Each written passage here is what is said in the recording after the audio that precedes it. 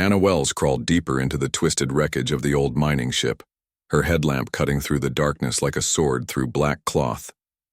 Her stomach growled with the familiar ache of hunger, but she pushed forward anyway.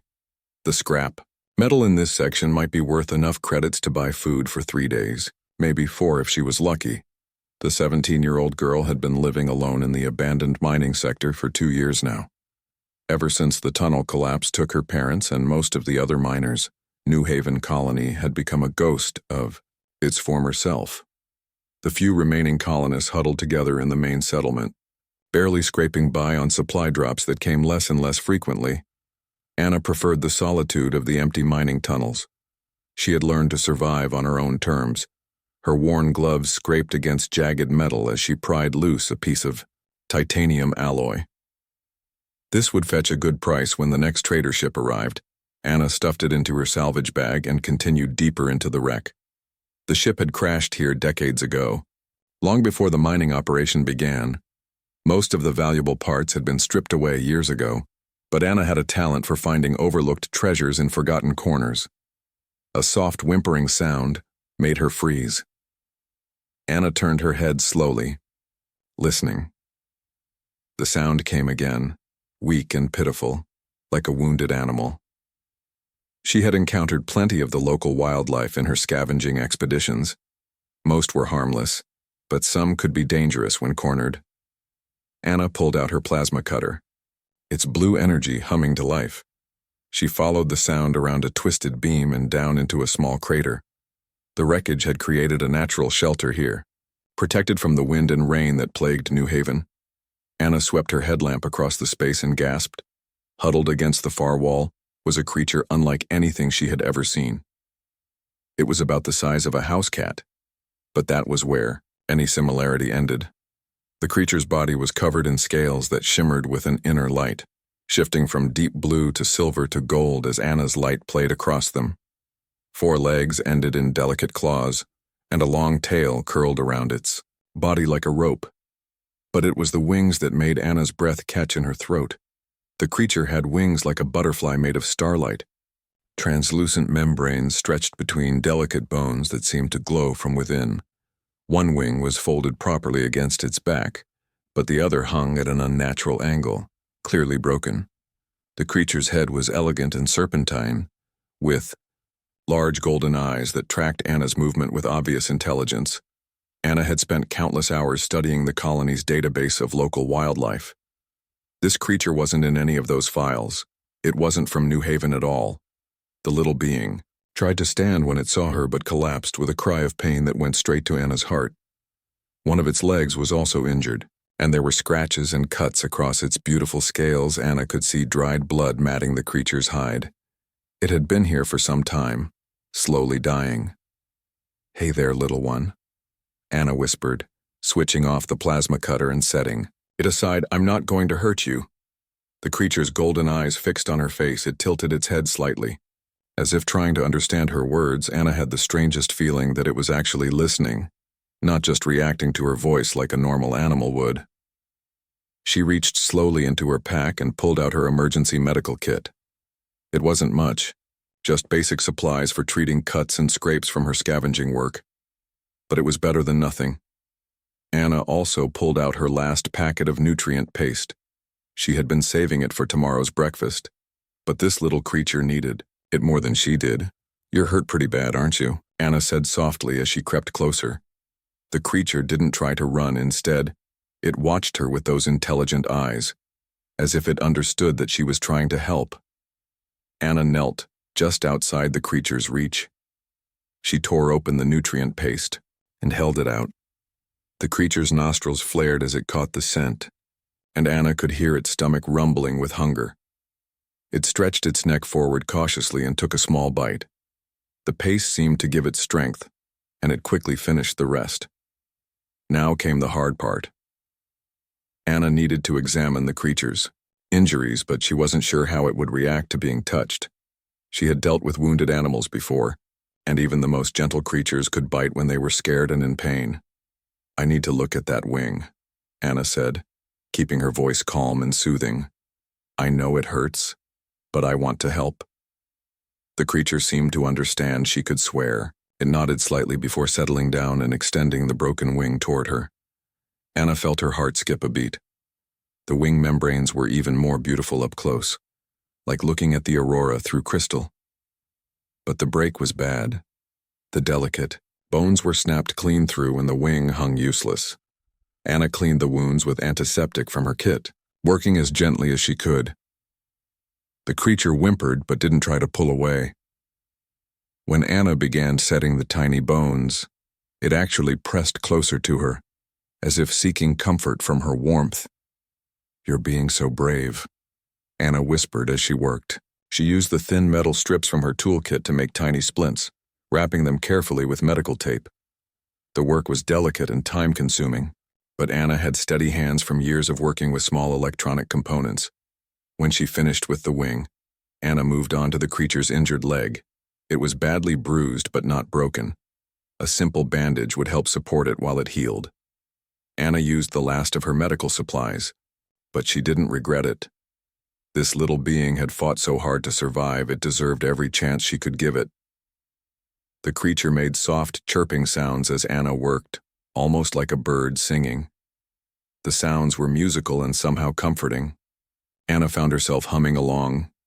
"You sound like a little pipe organ," she said with a smile.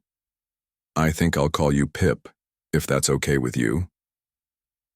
The creature looked at her and made a sound that seemed almost like agreement. Anna laughed, the first genuine laugh she had enjoyed in weeks when the medical work was finished. Anna sat back on her heels. Pip tried to stand and managed to get to his feet, though he was still unsteady. The splinted wing stayed in place and he could put some weight on his injured leg. It would take time to heal completely, but Anna thought he would make it. The problem was what to do next. Anna's shelter was a small cave system about a kilometer away. It would be warm and safe there, but she wasn't sure if Pip could make the journey in his condition. She also wasn't sure what he ate besides nutrient paste. Her own food supplies were running dangerously low. Anna made her decision. She scooped Pip up carefully, surprised by how light he was despite his size. He settled against her chest with a contented chirp, his body warm like a heating pad. His scales were softer than they looked, almost like leather. The walk back to her shelter took longer than usual because Anna had to be careful not to jostle her passenger. Pip seemed to enjoy the journey, his golden eyes taking in everything around them. When they reached Anna's cave, she set him down on her sleeping mat. He explored the small space curiously before settling down in a patch of sunlight that streamed through the cave entrance. Anna sat down beside him, suddenly exhausted. The adrenaline of the rescue was wearing off, and she realized how much this impulsive act of kindness was going to cost her. She had used her last nutrient paste and all of her medical supplies. She would have to make the dangerous journey to the main colony settlement tomorrow to trade for food and medicine. That meant dealing with people again, which Anna had been avoiding for months. But as she watched Pip stretch his good wing in the sunlight, she knew she had made the right choice. This little creature was special. She could see it in the way he looked at her, in the intelligence behind those golden eyes. Anna had always felt like an outsider in the world, someone who didn't quite fit in. Maybe that was why she recognized the same quality in Pip tomorrow would bring new challenges. But for tonight, Anna wasn't alone anymore. She had a friend who needed her, and that made all the difference. She reached out slowly and stroked Pip's head, smiling when he leaned into her touch. Neither of them knew that their meeting would change the fate of two species forever. For now, it was enough that they had found each other in the darkness. Two lost souls, offering comfort in an unforgiving universe. Thunder split the morning sky above New Haven, but no storm clouds darkened the horizon. Anna jerked awake in her cave shelter, her heart pounding as the sound rolled across the landscape like the roar of 1,000 engines. Beside her, Pip lifted his head and made urgent chirping sounds, his golden eyes wide with what looked like recognition. Another thunderclap shook the ground beneath them, so powerful that loose stones tumbled from the cave ceiling. Anna scrambled to the entrance and peered outside. What she saw made her legs go weak with shock. The sky was full of dragons, massive creatures with wingspans broader than the colony's main building circled overhead, their scales gleaming like polished metal in the morning sun. Each dragon carried a rider dressed in elaborate armor that caught the light and threw it back in brilliant flashes. These weren't the gentle creatures from fairy tales Anna had read. As a child, these were weapons of war, living missiles with teeth and claws and eyes like burning coals. Anna counted 20, then 50, then stopped counting altogether as more dragons appeared on the horizon. The sound of their wings was the thunder she had heard, hundreds of massive creatures cutting through the air with deadly grace. Their riders sat tall in ornate saddles, carrying weapons that hummed with energy. "What are they?" Anna whispered, pressing herself against the cave wall. Pip chirped frantically and tried to hop toward the cave entrance. His injured wing flapped uselessly, but his good wing beat against the air as if he was trying to fly. Anna caught him before he could hurt himself further. "Easy, Pip. You can't fly yet," she said, but the little dragon kept struggling. More thunder filled the air as the dragons began to land. The first one touched down in the open area near the abandoned mining complex, its massive claws gouging furrows in the hard-packed earth. Its rider, dismounted with fluid grace, armor clanking as boots hit the ground. Anna had never seen armor like this before. The metal seemed to shift color as the figure moved, flowing from deep blue to silver to gold like Pip's scales. Intricate designs were etched into every surface, and the helmet was shaped like a dragon's head with glowing eyes. More dragons landed, forming a vast circle around the mining complex. Their riders dismounted and stood at attention. Weapons ready, Anna realized with growing horror that they were surrounding her home. The cave system where she lived was right in the center of their formation. "They're looking for something," Anna breathed. "Or someone." The lead rider removed his helmet, revealing a face that was clearly not human. His skin had the same shifting quality as his armor, and his eyes glowed with inner fire. When he spoke, his voice carried across the distance with impossible clarity. "People of New Haven," the figure called. "We are the Drakmori of the inner worlds. We seek one of our own who fell from the sky. 2 days passed. We mean no harm to your settlement, but we will search every structure and cave until we find what we seek." Anna's blood turned to ice in her veins. 2 days ago. That was when she had found Pip injured in the wreckage. These warriors weren't random visitors. They were here for her little friend. Pip struggled harder in her arms, making sounds that grew more urgent by the second. Anna looked down at him and saw that his scales were beginning to glow brighter, resonating with some kind of energy she couldn't understand. "Prince Ember," the lead warrior continued, and Anna felt Pip's body tense at the name. "If you can hear us, signal your location. Your father grows worried, and the Gladiator caste has sworn to bring you home safe." Anna's mind reeled. Prince Ember. Pip was royalty. She had been caring for alien royalty and didn't even know it. No wonder these warriors had come in such numbers. They probably thought the colonists had kidnapped their prince, or worse, more dragons. Landed, filling every available space around the mining complex. Anna could see their riders spreading out in search patterns, moving with military precision toward the cave systems where she lived. It would only be minutes before they found her. Pip looked up at her with those intelligent golden eyes and made a sound that was almost like speech. Anna had the strangest feeling that he was trying to tell her something, trying to warn her or reassure her, she didn't know which. "What do I do, Pip?" she whispered. "They're going to think I hurt you. They're going to think I'm some kind of criminal." The little dragon reached up with one delicate claw and touched Anna's cheek gently. His scales were warm against her skin, and she felt a strange, tingling sensation where he touched her. It was almost like he was trying to communicate directly with her mind. Heavy footsteps approached the cave entrance. Anna could hear the clink of armor and the hum of energy weapons charging. She was out of time. "Stay behind me," she whispered to Pip, though she knew it was useless. If these warriors wanted to take him, there was nothing a 17-year-old scavenger could do to stop them. The first warrior appeared in the cave entrance, ducking his head to fit through the opening. His armor was midnight blue with silver edging, and his weapon cast an eerie light across the cave walls. When he saw Anna holding Pip, He froze. Commander Drath. The warrior called over his shoulder. I found them. More warriors crowded into the cave entrance, their armor scraping against stone. The lead figure from outside pushed through their ranks, his glowing eyes fixed on Pip.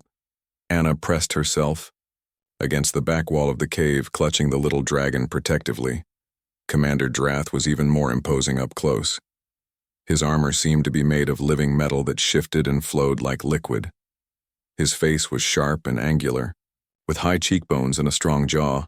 His eyes weren't just glowing, they were actually on fire, tiny flames dancing in his pupils. Prince Ember, Drath said, his voice filled with relief. We have searched 3 star systems for you. Your father will be pleased to know you are safe. The commander's burning eyes turned to Anna, and she felt like she was being examined by a scientist studying a new species of insect, human child, Drath said, his tone changing to something cooler and more dangerous. How came you to possess a prince of the Drakmori royal house? Speak quickly and truthfully. Your life may depend upon your words. Anna's mouth went dry. She had expected this moment, but she hadn't expected it to be quite so terrifying. The commander's hand rested on the hilt of a weapon that crackled with barely contained energy. Behind him, other warriors shifted restlessly, ready for violence. But then Pip chirped loudly and struggled out of Anna's arms. He hopped across the cave floor on his good leg, his injured wing held carefully against his body. When he reached Commander Drath, he made a series of complex sounds that were clearly some kind of language. Drath's expression changed from suspicion to amazement. He knelt down and listened intently as Pip continued his musical communication. The little dragon gestured with his good wing toward Anna several times, his golden eyes bright with what looked like urgency. When Pip finished speaking, silence filled the cave. Drath stared at Anna with an expression she couldn't read. The other warriors whispered among themselves in their own language, their voices filled with what sounded like disbelief. Impossible, one of the warriors said. In accented human standard, a lesser species showing mercy to royalty, it has not happened in 1,000 cycles. The prince says you found him injured and dying, Drath said slowly, as if he couldn't quite believe the words he was speaking. He says you used your own food and medicine to heal him. Though you had little for yourself, he says you asked for nothing in return. Anna nodded, not trusting her voice. The commander's burning eyes seemed to look straight into her soul. Why? Drath asked. Why would you sacrifice for a creature you had never seen before? Your databases contain no information about our people. You could not have known his value or station. Why risk yourself for a stranger?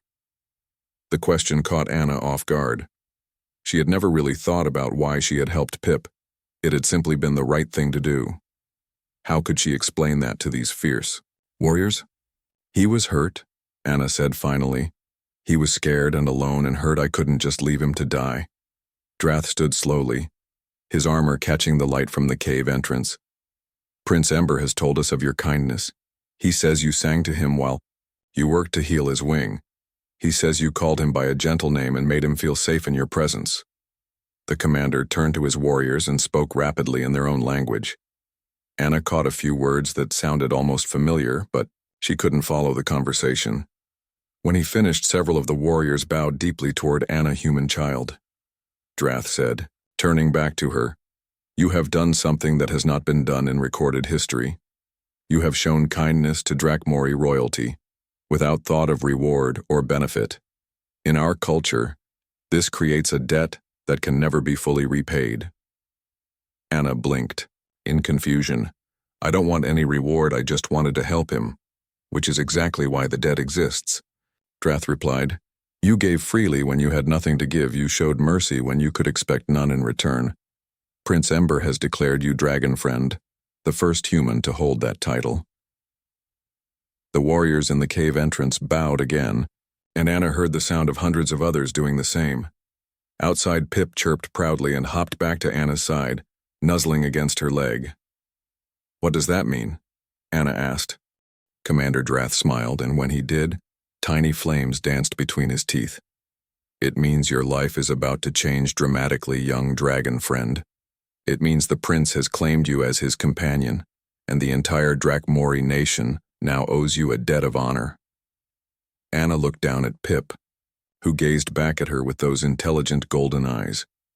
She had the feeling that her quiet life as a scavenger was about to become much more complicated. The massive dragon that landed outside Anna's cave was 3 times larger than any of the others. Its scales shifted through every color of the rainbow as it moved, and its eyes held the wisdom of ages when it spoke. The ground trembled with the power of its voice. "I am ancient Flameheart, eldest of the council and advisor to the throne." The great dragon rumbled, "I have come to witness this unprecedented event."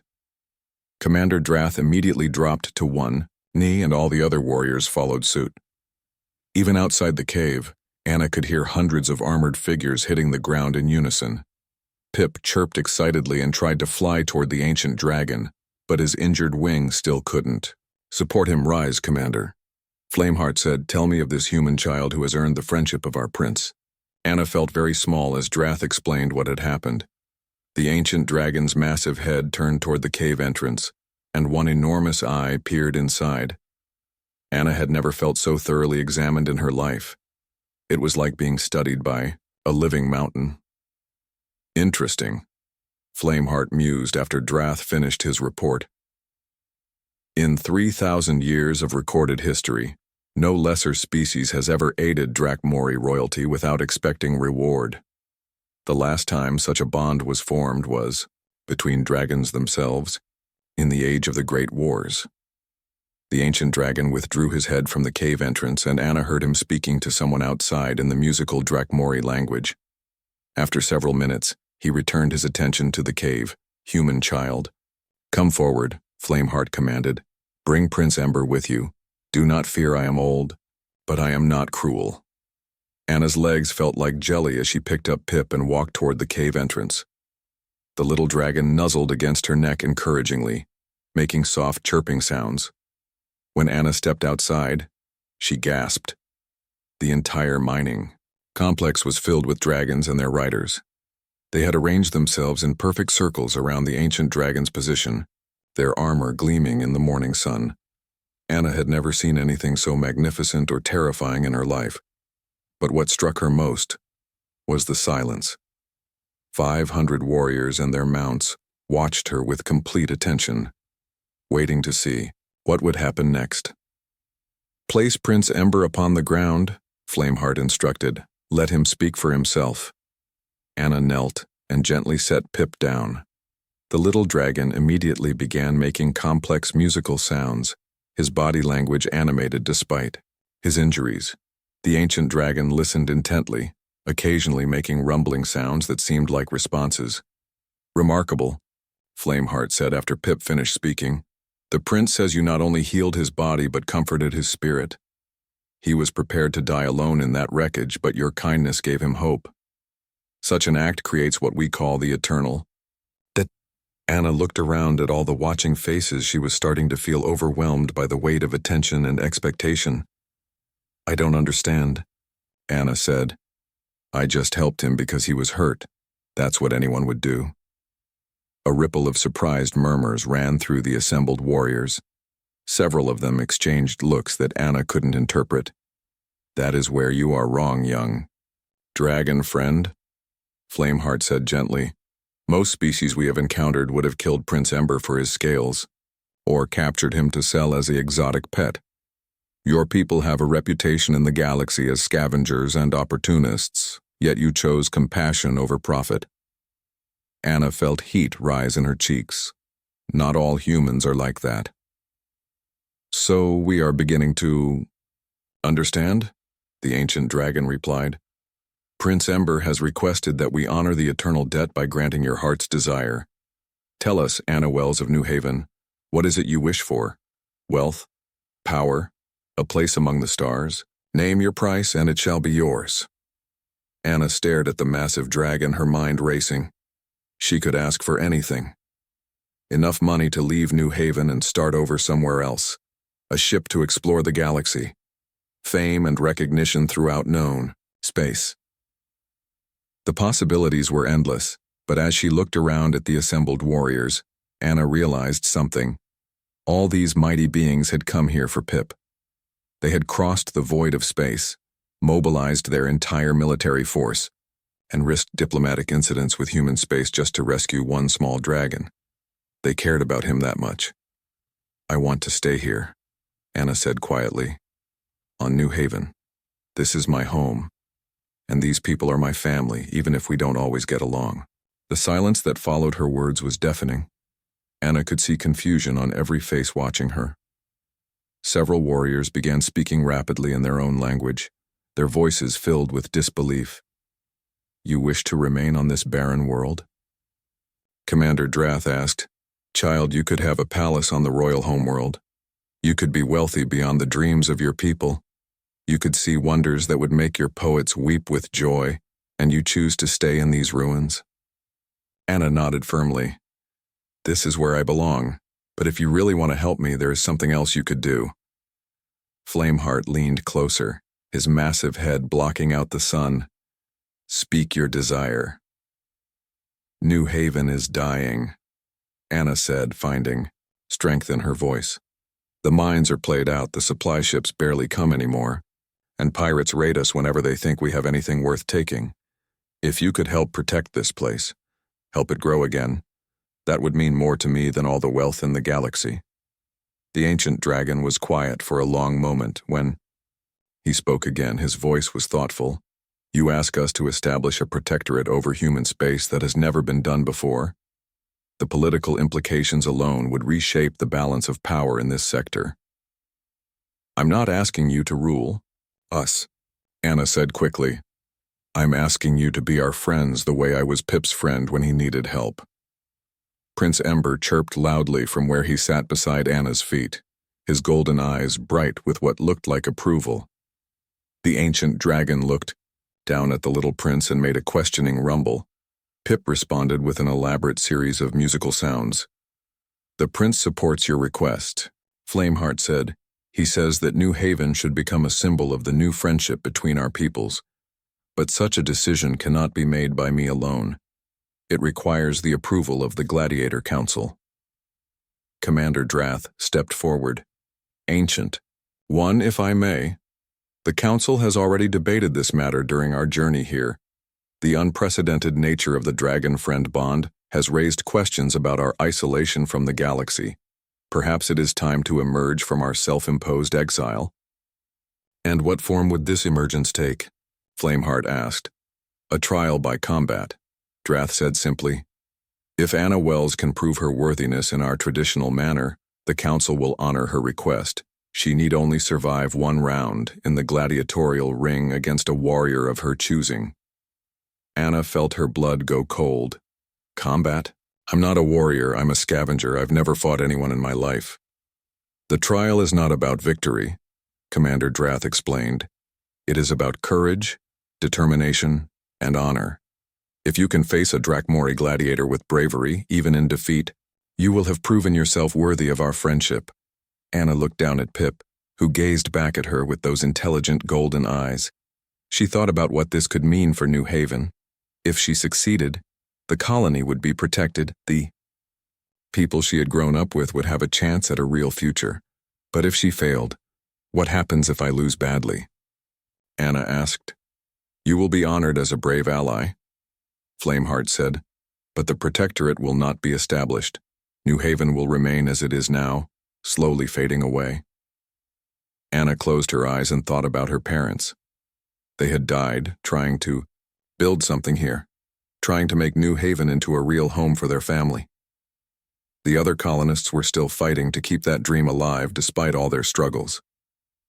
"When would this trial take place?" Anna asked. "Now," Commander Drath said. "The arena can be constructed within the hour. Our warriors are eager to see what courage lies within humanity's heart." Anna took a deep breath. She was terrified, but she also felt something else.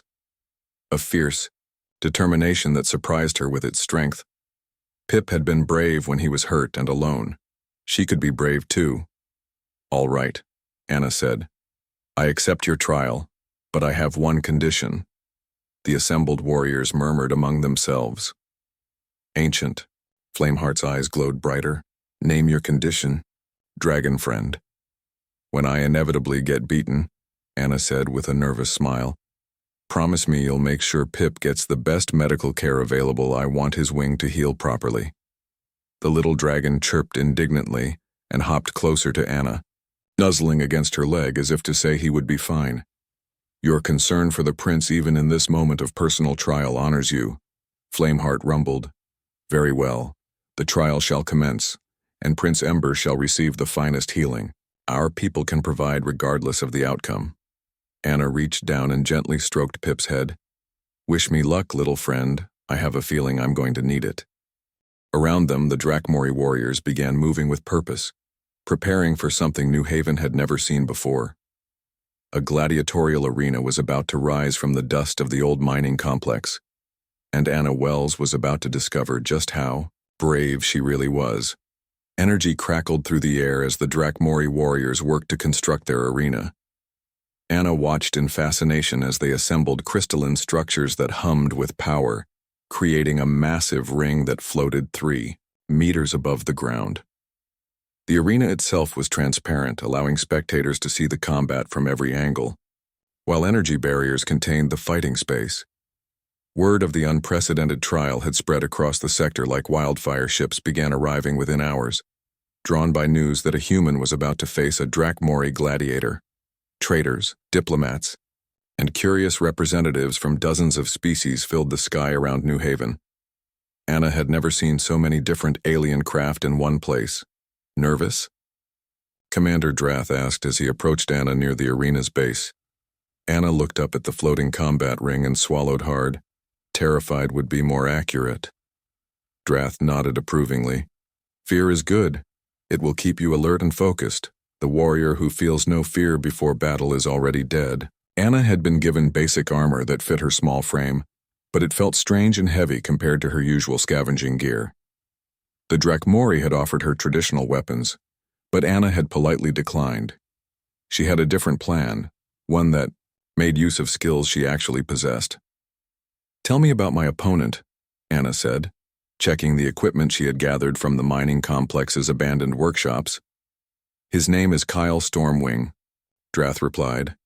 He is young for a gladiator, barely 200 years old, but he has never lost a combat trial. He volunteered specifically to face you, curious about human fighting capabilities. Anna winced. 200 years old and never defeated. That was encouraging. She hefted her improvised weapon, a modified plasma cutter that she had rigged with a longer power cable. It wasn't elegant, but it was something she knew how to use. The trial begins when both fighters enter the arena, Drath continued. Combat continues until one warrior yields, is rendered unconscious, or is unable to continue. There are no other rules except that killing blows are forbidden. The energy barriers will prevent any fatal strikes. Anna nodded. Though her mouth had gone completely dry, Ancient Flameheart had positioned himself where he could observe the entire arena, while Prince Ember sat on a specially constructed perch near the ancient dragon's massive head. The little prince had been chirping encouragingly at Anna all morning, though his broken wing was still splinted and bandaged. It's time, Drath announced. A hover platform rose to carry Anna up to the arena entrance. Her stomach lurched as the ground fell away beneath her, and she gripped the platform's railing tightly when she stepped into the energy-contained ring. The noise from the watching crowds faded to a distant murmur. The arena floor was smooth crystal that reflected the lights of the watching ships above. Anna tested her footing and found it solid but slippery.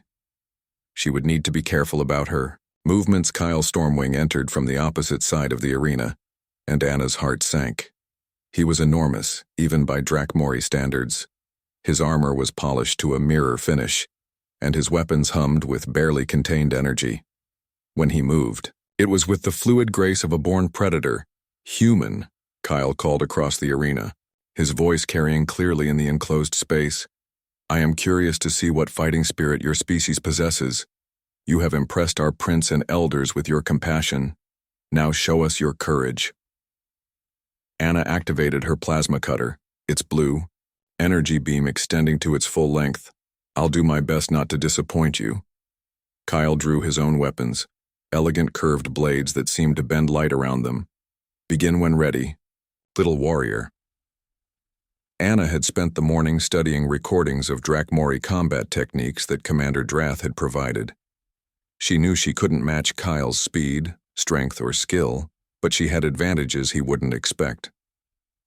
Her years of working in zero-gravity environments had given her excellent spatial awareness, and her small size made her a difficult target.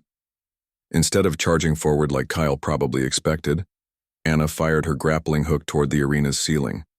The magnetic clamp locked onto one of the energy conduits, and Anna swung up and, over Kyle's head before he could react, she managed to score a glancing hit on his shoulder armor with the plasma cutter. As she passed, Kyle spun with impressive speed, but Anna was already moving. She had rigged her grappling system with quick-release mechanisms that let her change direction rapidly. It was the same setup she used for navigating through damaged ship hulls, adapted for combat. Clever, Kyle acknowledged, as he tracked her movement. But you cannot run forever, Anna knew he was right. The arena was large but not infinite, and Kyle was faster than her on foot. She needed to end this quickly before he figured out her movement patterns. She swung toward the arena wall and fired a canister of emergency foam at Kyle's feet. The industrial-grade sealant expanded rapidly, creating a slippery hazard that made the Gladiator stumble. Anna used the moment to land and strike at his leg armor with the plasma cutter. Kyle's reflexes were incredible. He managed to deflect most of the blow with his blade, but Anna's weapon left a scored mark across his shin guard. It was the first time anyone had marked Stormwing's armor in combat. The watching crowds erupted in surprised cheers. Anna had actually managed to hurt a Drakmori gladiator, even if only slightly. Impressive, Kyle said, and Anna could hear genuine respect in his voice. You fight like no warrior I have faced. Your tactics are most unusual. Anna was breathing hard already. The armor was heavier than she was used to, and the stress of combat was taking its toll. But she had proven her point. She could hold her own, at least for a little while. Kyle's next attack came faster than Anna had expected. He crossed the arena in 3 massive strides, his blades weaving patterns that left after-images in the air. Anna barely managed to get her grappling hook fired before he reached her. But Kyle had been watching her movement patterns. He grabbed the grappling cable as Anna tried to swing away. Yanking her back toward him, Anna managed to activate her emergency release, but she landed hard on the crystal floor, her plasma cutter skittering away across the arena. Kyle stood over her, one blade pointed at her throat. Yield, brave human. You have proven your worth. Anna looked up at the towering gladiator. Then at the watching crowd, she could see Pip on his perch, his golden eyes bright with concern. She thought about New Haven, about the other colonists who were counting on her to succeed. Not yet, Anna gasped, rolling sideways and grabbing a canister of industrial lubricant from her equipment belt. She sprayed the slippery chemical across the arena floor in a wide arc. Kyle tried to pursue her but slipped on the treated surface. Going down on one knee, Anna used the opportunity to retrieve her plasma cutter and put some distance between them. You are determined, Kyle said approvingly as he regained his footing. But determination alone will not save you. Anna knew he was right. She was running out of tricks, and Kyle was barely breathing hard. The gladiator had been toying with her, testing her capabilities. Now he would end the fight. Kyle's final assault was devastating. He moved like lightning, his blades creating a wall of energy that Anna couldn't hope to penetrate. She managed to parry one strike with her plasma cutter, but the impact sent numbing vibrations up her arms. The second blade caught her across the chest, and only the arena's safety systems kept it from being a killing blow. Anna found herself on her back, staring up at Kyle's masked face. His blade hovered centimeters from her throat, held steady by his perfect control. You have fought with honor, Kyle said formally. Do you yield? Anna thought about giving up. She had proven that humans could be brave, had shown that they deserved respect. But as she lay there, she remembered something her father had told her years ago. He had said that falling down wasn't failing, only staying. Down was Anna reached into her equipment belt and pulled out her last surprise. A small mining charge, designed for blasting through rock. She had rigged it with a proximity detonator. "I yield," Anna said clearly, then triggered the charge. The explosion wasn't dangerous inside the arena's safety field, but it created a blinding flash and a cloud of harmless smoke. Kyle instinctively stepped back, and Anna rolled away from his blade. When the smoke cleared, Anna was back on her feet, plasma cutter in hand. She was battered and exhausted, but she was still fighting. Kyle lowered his weapons and began to laugh. It was a sound like distant thunder, full of genuine amusement and respect. "Magnificent," he called out. "Absolutely magnificent. You fight with the heart of a dragon, little human. I am honored to have faced you." Anna swayed on her feet, barely able to stand. "Does that mean I pass your test?" Kyle looked toward Ancient Flameheart, who nodded slowly. The great dragon's voice boomed across the arena. "Anna Wells of New Haven, you have shown courage beyond your size, determination beyond your strength, and honor beyond your years. You have earned the friendship of the Drakmori people." The watching crowds erupted in cheers that could be heard across the entire star system. Anna sank to her knees, finally allowing exhaustion to claim her. She had done it. Somehow, impossibly, she had earned the respect of an entire warrior culture. Kyle approached and offered his hand to help her stand. "You may not have won, dragon friend, but you have gained something far more valuable. You have gained our brotherhood." As Anna was helped from the arena, she saw Pip chirping excitedly on his perch. The little dragon's eyes were bright with pride, and Anna knew that everything she had endured was worth it. New Haven would survive. New Haven would thrive, and it had all started with a simple act of kindness to a wounded creature in a dark place. Sometimes the smallest gestures created the biggest changes.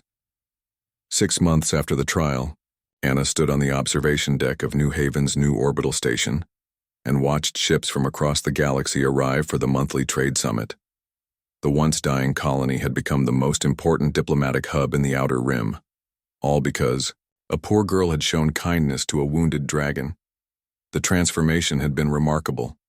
The Drakmori had kept their word about establishing a protectorate, but they had done far more than simply provide military protection. They had shared technology, opened trade routes, and helped rebuild the colony's infrastructure. New Haven now boasted schools, hospitals, research facilities, and manufacturing centers that rivaled anything in the core worlds. "Ambassador Wells," came a familiar voice behind her. "The Galactic Council representatives have arrived. They're requesting an immediate audience." Anna turned to see Commander Drath approaching. Though his role had changed significantly, he now served as the Drakmori liaison to the newly formed Human-Dragon Alliance, and his armor bore the symbols of both species. "I still can't get used to that title," Anna said with a smile. 6 months ago I was scrounging for scrap metal.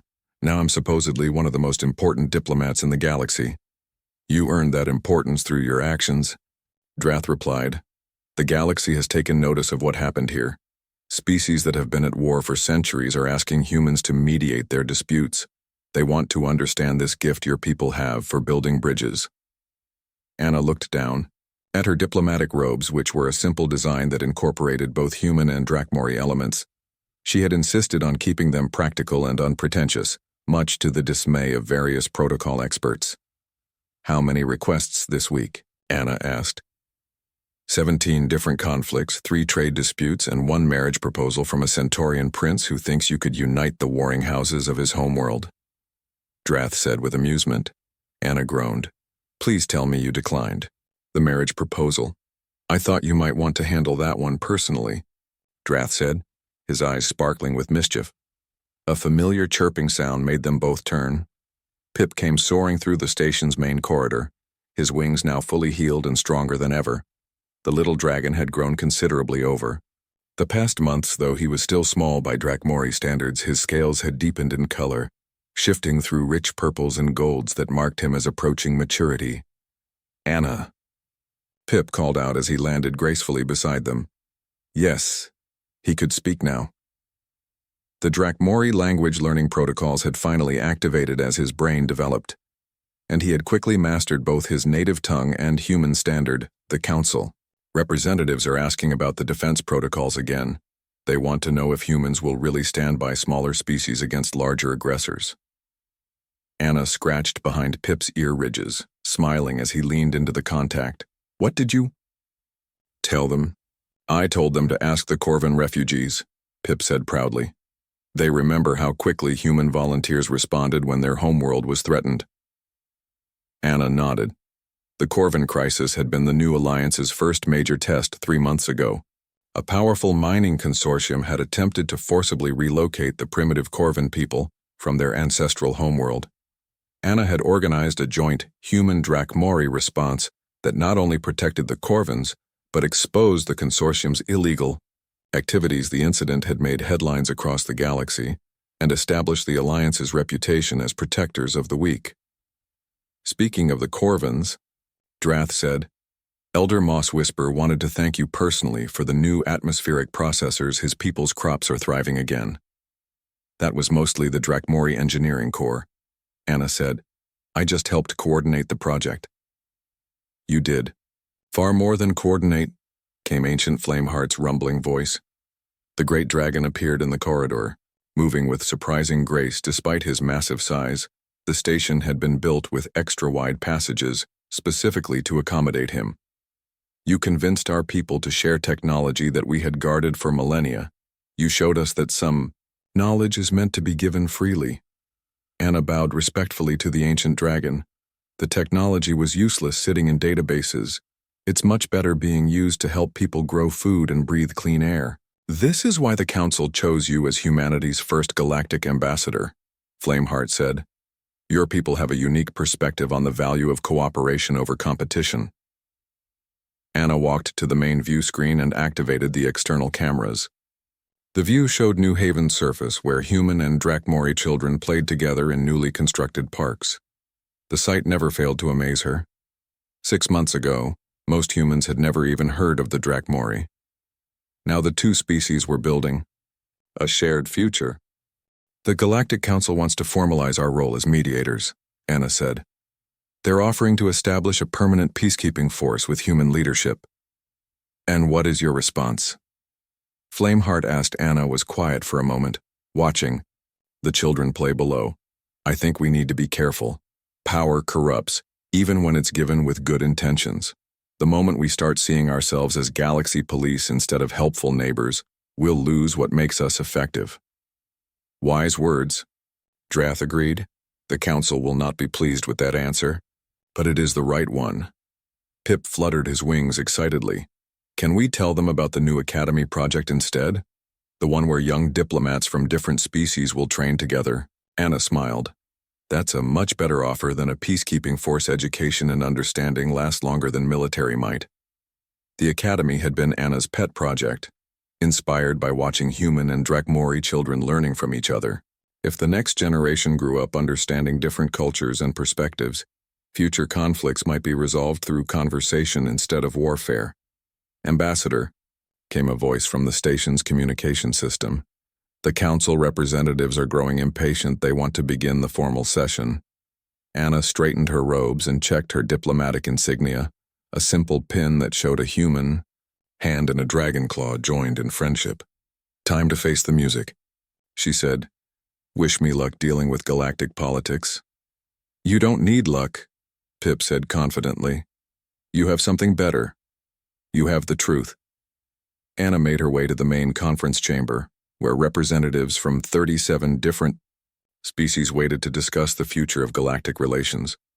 The chamber itself was a marvel of cooperative engineering, with environmental controls that could accommodate everything from methane-breathing gaslings to the crystal-based shard singers. As she entered the chamber, Anna thought about how far she had come from that scared girl scavenging in the wreckage. She was still the same person inside, still driven by the simple belief that helping others was the right thing to do. But now that belief had the power to shape the destiny of entire civilizations. The lead council representative, a tall figure from the Aquatic Deep World Federation, stood as Anna approached the central podium. Ambassador Wells, the representative said in fluid tones, the Council has reviewed your proposal to limit human military expansion in favor of educational initiatives. We find it puzzling. Why would Your species refused the opportunity to become a dominant galactic power. Anna looked around the chamber at all the watching faces, each representing billions of lives across the galaxy. She thought about Pip, about the Corvin children learning to read in their new schools, about the former enemies who now shared meals and stories. Because dominance isn't the goal, Anna said simply. Understanding is peace isn't something you impose from above. It's something you build from the ground up, one friendship at a time. The chamber erupted in discussion as different species debated among themselves. Anna stood quietly at the podium, waiting for the chaos to settle. She had learned that the most powerful thing she could do in these situations was simply tell the truth and let others decide how to respond. When the noise finally died down, the council representative spoke again. Your proposal is accepted, Ambassador Wells. The Galactic Harmony Academy will receive full funding and support. We look forward to seeing what the next generation of diplomats will accomplish. Anna felt a warm glow of satisfaction as she left the chamber. Later, she found Pip waiting for her on his favorite perch overlooking the colony. The little dragon had grown large enough to carry her now, and they often took evening flights together above New Haven. Another successful negotiation? Pip asked as Anna settled onto his back. I think so, Anna replied.